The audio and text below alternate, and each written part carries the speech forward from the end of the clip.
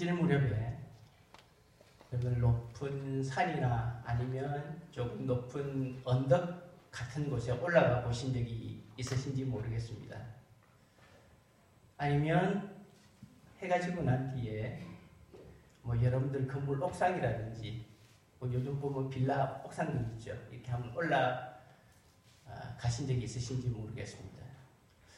제가 사는 곳은 이 높은 지역이라 특히 저희 사는 빌라 위에 올라가면 밑에가 환히 다 보여요. 근데 해가 지면 불이 들어오기 시작하죠. 네온 사인들이 여기저기서 들어오기 시작합니다. 여러분 혹시 해질 무렵에 이렇게 주위를 한번 둘러보시면 어떤 불빛들이 여러분들 눈에 많이 들어오시던가요? 음식점 간판도 있을 거고, 요즘 애들 좋아하는 PC방도 불이 보이고, 또 요즘은 노래방도 참 많이 보이더군요, 눈에. 근데 그런 많은 간판들 속에서 유독 빨갛게 보이는 조명들이 있어요. 십자가죠. 근데 참 재밌는 건 이 빨간 십자가가 참 밀집도가 높게 눈에 들어온다는 겁니다. 그 말은 무슨 말일까요? 그만큼 교회가 많다는 것입니다. 왜냐하면 교회 건물들마다 다 십자가가 있기 때문에 해가 지면 다 십자가에 불을 넣어요. 그래서 빨간 십자가가 너무너무 많이 눈에 들어온다는 것입니다. 십자가, 이것은 바로 교회를 상징하는 것이죠. 예수 그리스도께서 십자가에 달려 돌아가신 이후에 복음이 전파되는 곳에는 언제나 이 십자가가 있었다는 사실입니다. 그리고 이 십자가가 있는 곳에는 작게는 개인으로부터 가정, 사회, 크게는 민족이나 국가가 변화되는 엄청난 역사들이 있어 왔습니다. 우리나라도 마찬가지죠. 복음이 전파되면서 이 십자가와 더불어서 계몽과 개혁의 변화가 일어났고, 차별과 억압의 모순들이 사라져 갔었습니다. 그리고 오늘에 이르게 된 것입니다. 분명 그리스도의 십자가가 있는 교회는 엄청난 변화의 중심에 서 있었고, 이 사회를 리드해가는 그런 역할을 해왔던 것이 사실입니다. 그런데 여전히 그 십자가 아래에 있는 21세기를 달려가고 있는 지금의 한국교회는 어떤 것 같습니까? 여전히 복음 안에서 그 변화의 역동성을 교회가 잘 이끌어가고 있는 것 같습니까? 어쩌면 이 질문에 우리는 조금 부정적일 수밖에 없을 겁니다. 솔직히 저나 여러분들 마음은 그렇습니다 라고 말하고 싶은데, 그리스도인인 우리들 자신도 선뜻 긍정적인 대답을 할 수가 없게 되어 버리고 말았다는 겁니다. 그리 멀지 않은 과거를 되돌아봐도 비록 그리스도인의 숫자는 지금보다는 훨씬 적었을지라도 교회는 무시당하지 않았고 조롱받지 않았고 변화의 중심에 서서 지역 사회를 이끌어 나갔던 것이 교회들이었습니다.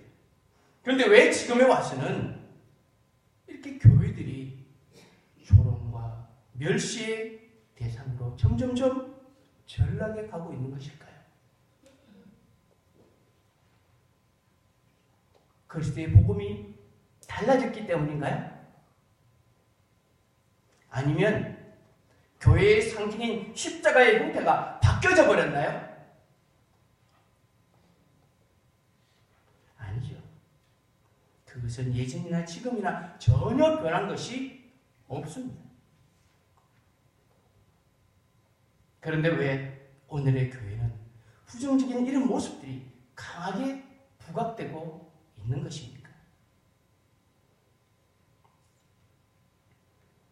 우리는 예수님을 믿는 사람들로서 그리스도의 삶을 본받아 살기를 원하는 그리스도인들로서 이것을 심각하게 생각하고 한번 고민해 봐야 할 것입니다.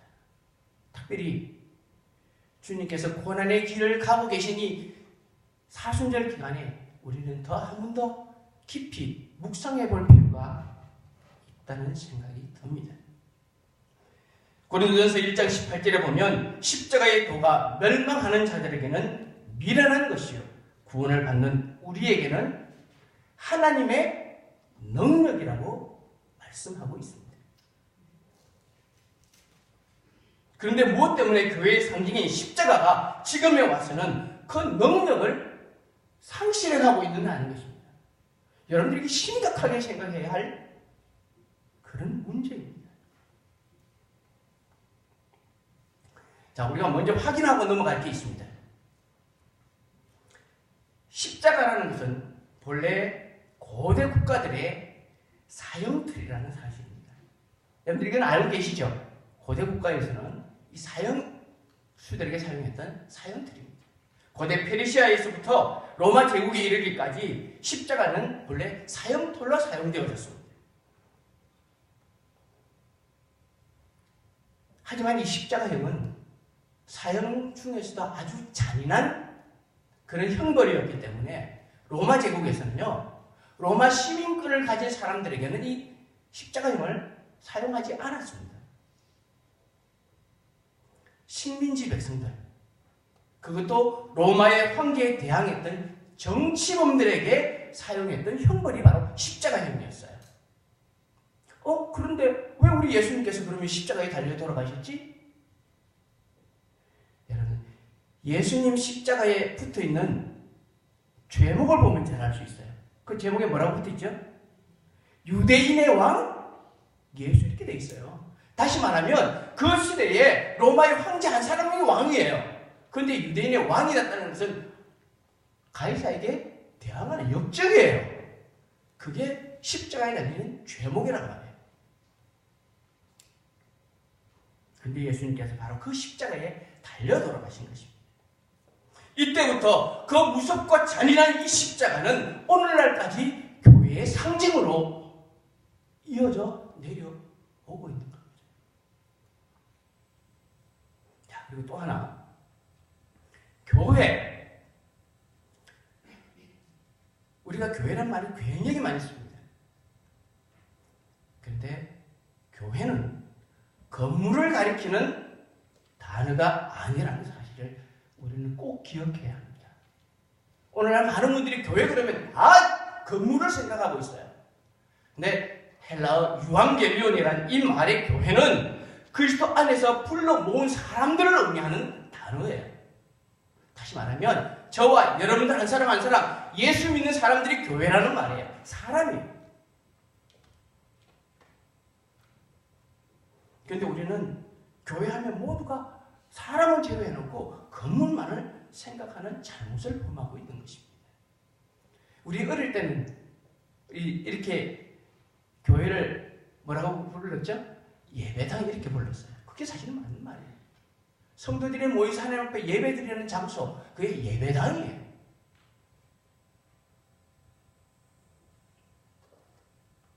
성경에서 말하고 있는 교회는 분명히 건물이 아닌 사람이라는 사실을 우리는 꼭 먼저 기억해야 합니다. 자, 그러면 이 교회로 상징되는 십자가는 오늘날 왜 점점 그 능력을 상실해 가고 있는 것일까? 여러분 그 이유 생각해 보셨어요? 이게 사단의 전략이에요. 사단은 이 십자가를 오늘 이 시대의 액세서리로 만들어버렸다는 거예요. 무슨 소리죠? 도대체 잘 이해가 안 되시나요? 사탄은요, 고대 사형틀이었던 이 십자가를 이용해서 예수님을 죽였습니다. 그리고 사탄은 그것이 자신이 승리한 것이라고 생각했습니다. 나는 예수를 이겼다, 하나님을 이겼다고 생각했던 거죠.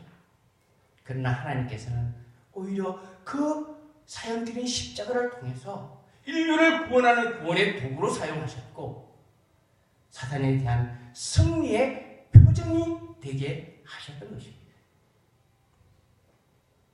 때문에 그 이후로 모든 사탄의 세력들은 이 십자가를 보면 두려워하게 된 것입니다. 요즘은 영화에 잘 안 나오더군요. 예전에 영화에 보면 악령들을 퇴치할 때 이 십자가 잘 사용했잖아요. 십자가만 들이대면 막 무서워서 벌벌 떠고 악령이 나오고 그랬죠. 근데 요즘은 십자가 들이대도 악령들 별로 안 무서워해요. 요즘 영화에도 잘 안 나오잖아요. 왜 그렇게 돼버렸죠? 하도 십자가 들이대니까 내성이 생겼어요. 내성이. 요즘 모기약 걸려서 잘 안 죽잖아요. 십자가 하도 사용해먹으니까 내성이 생겨서 악한 영들이 십자가 들이대도 이제 무서워하지도 않아요. 그리고 또 하나는 아무나 사용하니까 그래. 아무나 사용하니까. 아무나 막 십자가 들이대는 그게 무슨 의미가 있나요? 여러분들 우리가 꼭 기억해야 될 게 있어요. 사단의 세력들이 악한 영들이 무서워하는 것은 십자가 자체가 아니라 십자가에 달리신 예수 그리스도라는 사실을 잊어서는 안 된다는 거예요. 십자가의 능력은 십자가 자체에서 나오는 것이 아니라 예수 그리스도에게서 나온다는 것입니다. 우리는 이걸 잊어버려요. 때문에 예수 그리스도에 대한 온전한 믿음을 가지고 십자가를 사용해야 능력이 나타나는 것이지 십자가만 들이댄다고 해서 능력이 나타나는 것이 아니라는 것입니다. 때문에 이것을 우리가 잘못 알고 잘못 이해하고 사용하면 되려 봉변을 당할 수도 있어요. 그 성경에 보면 잘 나와요. 구약에 보면 대표적인 예가 사무엘상 4장에 보면 사사시대 말기 엘리 제사장이 다스리고 있던 시대에 이스라엘과 블레셋 사이에 전쟁이 일어납니다. 전쟁에서 블레셋에게 패하니까 이스라엘 백성들이 법궤가 없어서 그렇다. 그리고는 실로에 있는 법궤를 가져옵니다. 홈리와 비나스가 엘리의 아들이 홈리와 비나스가 제사장이라고 법궤를 메고 전쟁터로 왔어요. 그런데 전쟁을 하고는 예전보다 더 크게 패해서 거의 전면하다시피 다 흩어지고 법궤마저 빼앗겨버리고 맙니다. 이 소식을 들은 엘리가 자기 두 아들 죽고 법궤를 뺏겼다는 소식에 그만 넘어져서 죽고 말잖아요. 이스라엘 백성들은 법궤만 있으면 승리할 줄 알았어요. 왜? 전에는 그랬으니까. 그 법궤가 곧 하나님의 임재의 상징이었기 때문에 그렇습니다. 그런데 홈리와 비나스가 누군가요?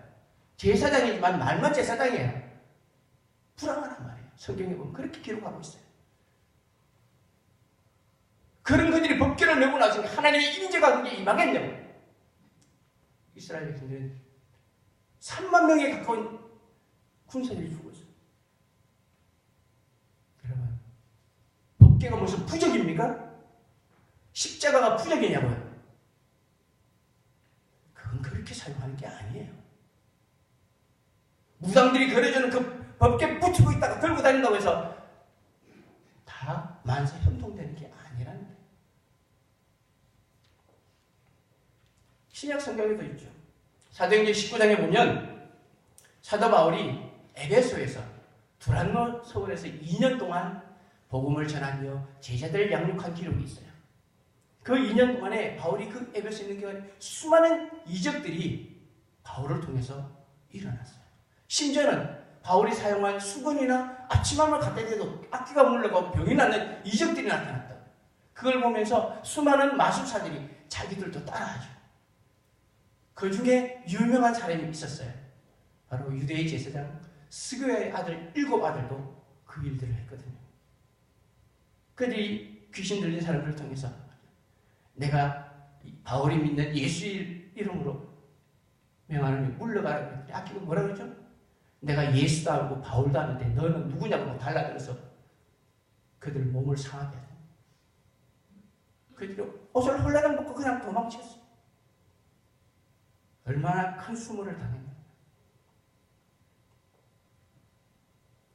경건의 능력은 없으면서 경건한 척 모양만 있는 그것은 신앙이 아니에요.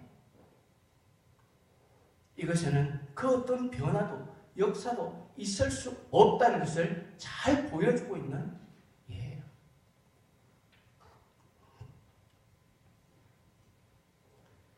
자, 그렇다면 이 사탄의 십자가를 어떻게 액세서리로 만들까요? 도대체 어떤 전략을 쓰는 거죠? 여러분, 우리가 이걸 알려면 이 사탄의 전략을 잘 알아야 돼요. 사탄은요, 첫 번째 전략이 뭐냐면 예수 그리스도 없는 십자가를 섬겨라는 거예요. 무슨 소리가 싶으죠? 십자가의 능력 상실에는 핵심이 예수 그리스도를 제외시켜버리는 거예요. 여러분들, 오늘날 우리 한국교회에 십자가가 없어서 문제입니까?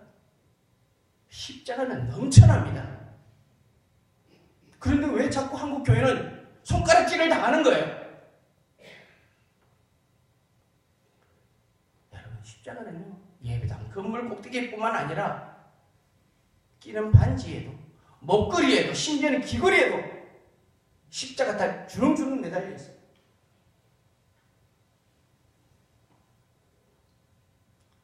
이렇게 십자가가 액세서리화 되어버렸단 말이에요.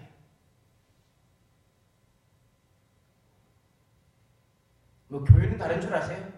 예배당 위에서 반짝이는 저 십자가도 어느샌가 능력을 상실한 그런 도구가 되어버린 지 오래되었습니다.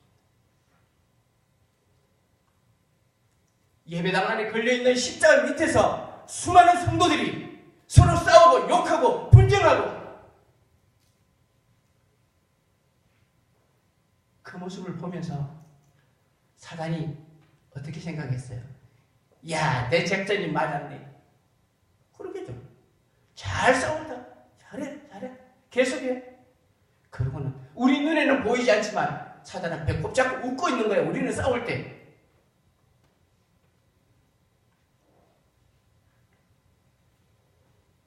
우리는 그걸 믿음 생활이라고 그러죠. 그건 종교 생활이에요. 내 스스로 만족하는, 교회 왔다 갔다 하는. 그래서 내 마음에 안 들면 서로 분쟁하고 다투고. 세상 사람들이 그걸 보면서 교회가 왜 저러냐고. 이런 교회에 무슨 변화가 있느냐는 것이죠. 예수 그리스도 없는 십자가에 무슨 능력이 나타나겠습니까? 사단은 우리들에게 교회 안에서 십자가를 없애버려라 그렇게 말하지 않습니다. 십자가도 괜찮아. 그냥 십자가 두고 신앙생활 해. 근데 그 안에서 예수만 없애면 돼. 그러는 거란 말이에요. 거기에 우리가 속고 있어요. 십자가는 인정해 주면서 거기에서 예수님만 제거하면 된다는 거죠. 우리가 정신 차리고 깨어있지 않으면 이 마귀의 계략에 말려 들어가는 것입니다. 마귀가 우는 사자처럼 산길자를 찾고 다닌다 그랬죠. 지금 여기 먹잇감들이 쓰도록 한 거야. 그리고 또 하나, 십자가에서 예수님만 제거하는 그 외에 또 하나의 전략이 있어요. 뭐냐? 십자가의 고난은 잊어버려라. 그리고 이제부터는 십자가의 영광만 누려라. 그렇게 말하는 거예요. 여러분, 십자가 하면 우리에게 가장 먼저 떠오르는 게 뭐죠? 고난이에요. 치욕이에요. 그리고 죽음이에요. 고난을 빼고 우리가 어떻게 십자가를 생각할 수 있습니까? 그리스도께서는 이 십자가의 이 모든 과정을 통해서 우리를 죄로부터 구원하셨습니다. 그리고 승리의 부활을 하셨고 모든 만물의 주가 되신 것입니다. 그런데 사탄은요, 바로 이 십자가의 의미를 아주 교묘하게 왜곡시키는 거죠. 지금도 끊임없이 우리 성도들에게 속삭이는 거예요. 예수가 십자가에서 너희를 위해서 모든 고난을 다 담당했다. 그러니 이제 너희는 이 십자가의 고난을 더 이상 질 필요 없어. 이제는 십자가의 영광만 취하면 되는 거야. 그렇게 우리에게 말하고 있는 거예요. 그런데 우리는 그 소리를 듣고 맞아 다 그러고 있다는 거죠. 맞는 말입니까? 아니 그냥 언뜻 들으면 맞는 말 같아요. 근데 조금만 생각하면 전혀 앞뒤가 맞지 않아요. 만약 그랬다면 오늘 34절에 예수님께서 뭐라고 말씀하시죠? 나를 따라오려거든 뭐 하라고? 자기를 부인하고 자기 십자가를 지고 나를 따르라. 왜 그렇게 말씀하셨죠? 영광만 취하면 되는데 왜 자기 십자가를 지래요? 왜 자기를 부인하래요? 넓은 문으로 가지 말고 왜 좁은 문으로 들어가라고 주님께서 말씀하셨을까요?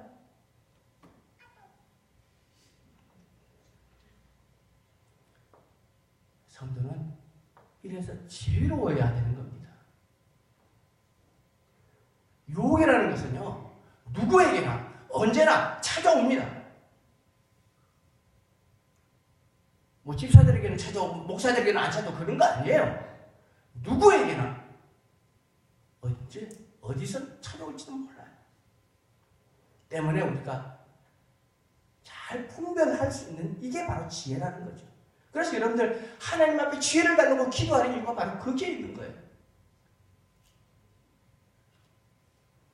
성경에 보면 예수님도 유혹받으셨잖아요. 시험 받으셨잖아요. 마태복음 4장에 보면 금식하시고 굶주리자 사단이 찾아와서 돌로 떡을 만들어 먹어라. 여러분 떡은 뭘로 만들어요? 쌀이나 밀로 만들어야 될 거 아니에요. 곡식으로 만들죠. 근데 돌로 떡 만들어 먹으래요. 여러분들이 그런 능력이 있으면 돌로 떡 만드시겠어요? 아, 배고픈데 얼른 만들어 먹지. 그럴 수 있을 거예요. 근데 주님께서는 기록된 말씀으로 말씀하시죠. 사람이 떡으로만 사는 것이 아니고 하나님의 입으로 나오는 모든 말씀으로 산다. 그래서 예수님 또 성전 꼭대기로 데리고 가서 뛰어내리면 하나님께서 천사들을 시켜서 너 안 다치게 해줄 거야. 성경 인용해서 예수님께서 하나님을 시험하지만 역시 말씀으로 성기록된 말씀으로 이야기하세요. 그리고 천하만국의 영광을 보여주면서 내게 한 번만 전해, 딱 한 번만. 그러면 이 모든 거 다 얘기해 줄게. 주 너의 하나님을 시험지 말라. 사탄아 물러. 하나님만 섬겨라. 그분만 경배해. 그렇게 말씀하십니다. 사단이 뭔 줄 아세요? 말씀을 변질시키는 존재예요. 우리는 생각하기를 사탄은 하나님의 말씀을 완전히 바꿔서 왜곡시켜서 말한다고 생각할 수 있지만 아니요. 절대 그렇게 하잖아요. 있는 하나님의 말씀을 자기 필요에 따라서 뺐다가 더했다가 고르는 거예요. 그걸 가리켜서 오늘날 우리는 뭐라고 그러죠? 이단 그렇게 말하는 거예요. 이단도 우리하고 똑같은 성경 써요. 그런데 그 성경을 가지고 자기들한테 맞추어서 뺐다가 더했다가 자기들한테 필요한 대로 해석하는 거예요. 그게 이단이에요. 때문에 우리가 이것을 잘 분별할 수 있는 건 다른 거 없어요. 하나님 말씀밖에 없어요. 그래서 우리가 기록된 하나님의 말씀을 자꾸 공부하고 읽고 애쓰는 거예요. 왜? 분별하려고.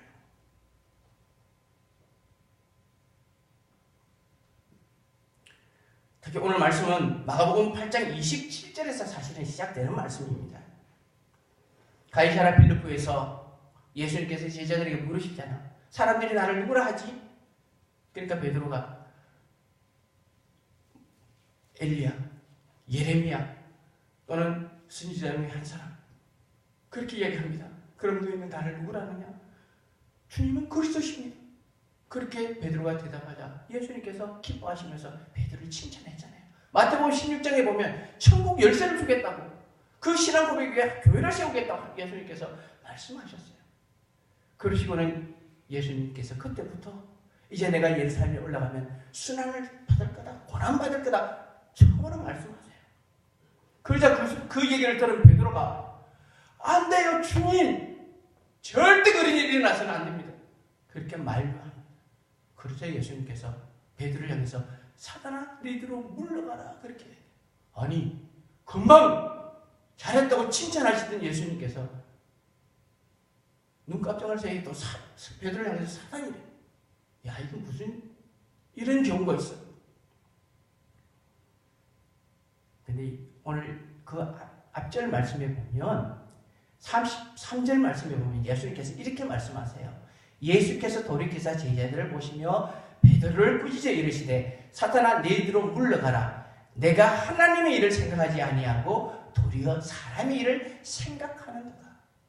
다시 말하면 예수님께서 베드로를 향해서 사단아라고 말하는 것은 베드로를 향해서 이야기한 것이 아니라 베드로의 욕심을, 인간의 욕심을 이용하는 사단을 보고 주님께서 말씀하신 거예요. 예수님께서는 하나님의 일이 뭐죠? 예수님께서 십자가를 지고 십자가에서 돌아가시는 거예요. 왜? 그래야 인류를 구원하십니까? 그게 하나님의 일이에요. 그런데 사단은 사람 일은 뭐죠? 예수님께서 예루살렘에 입성하시면 이스라엘의 왕이 되어서 따르는 무리들이 한 자리씩 해먹는 것. 그게 사람의 일이에요. 예수님께서 하나님의 일을 생각하지 않고 네가 사람의 일을 생각하는 거야. 그걸 지금 베드로의 그 욕망을 사단이 교묘하게 이용하고 있는 것을 지적한 거예요.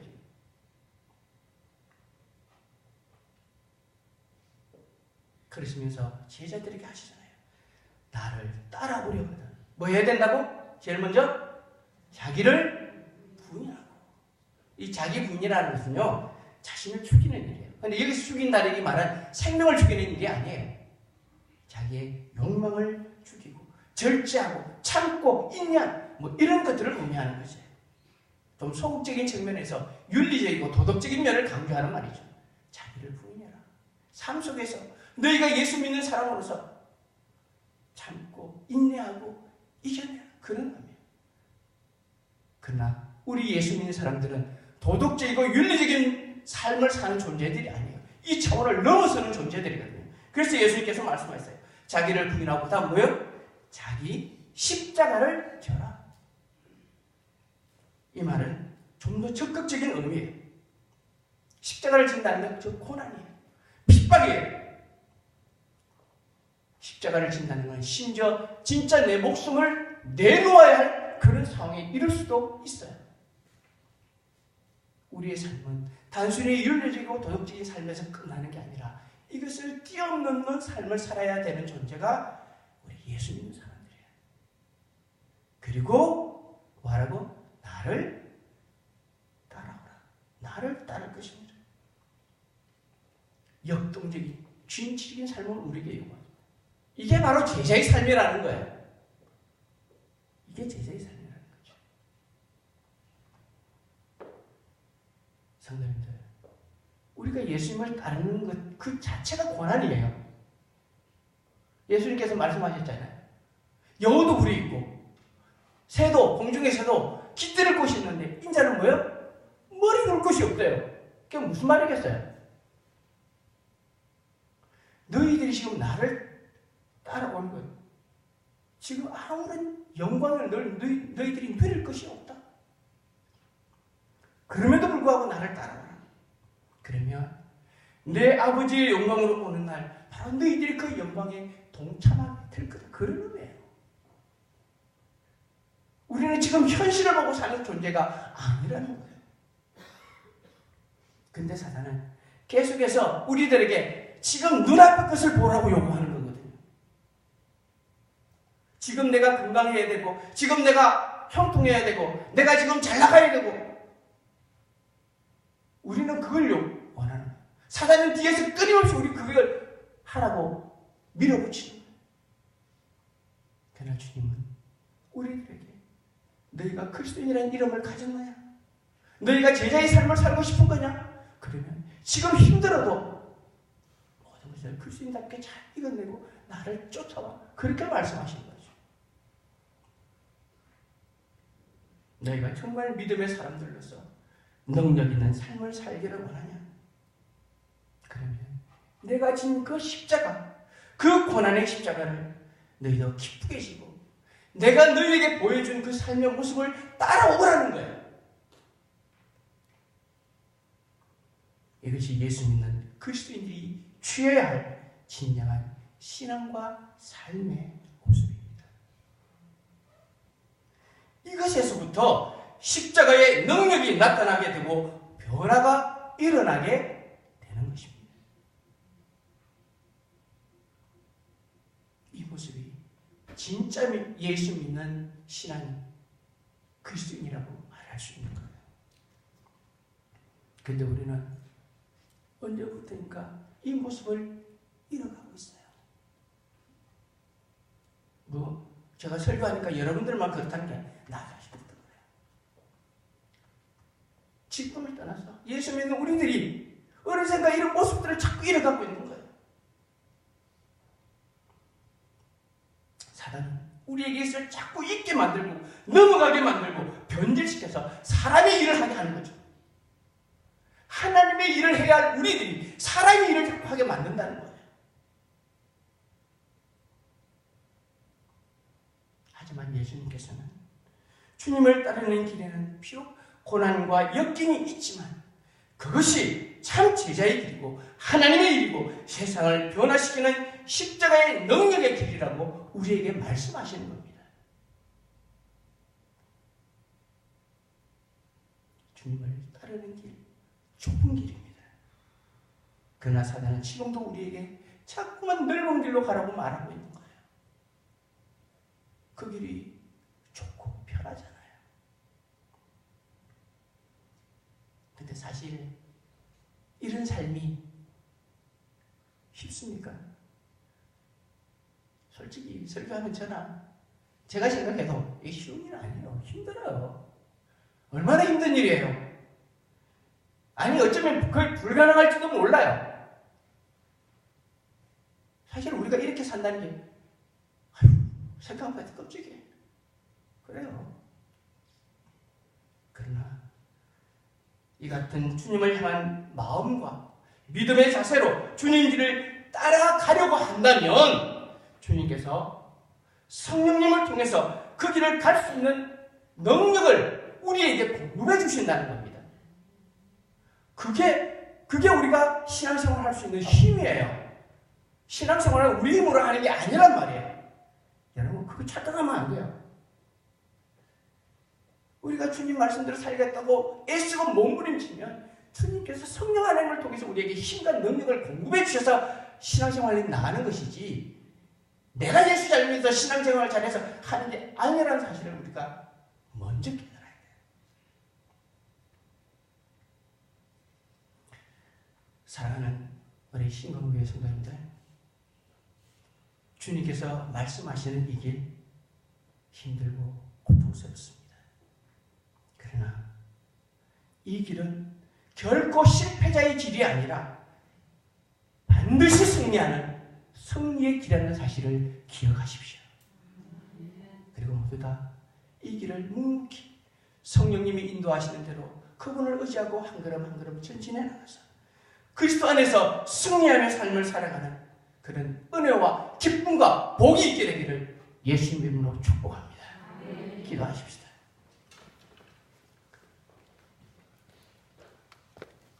우리를